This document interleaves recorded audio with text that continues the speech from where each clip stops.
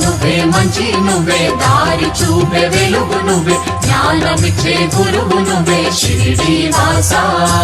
క్షేత్రం నువ్వే తీర్థం నువ్వే శ్రీ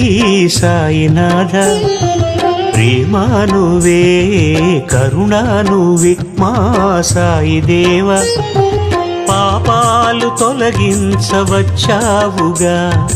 పరిహారమందించవున్నావుగా సద్గురు సాయి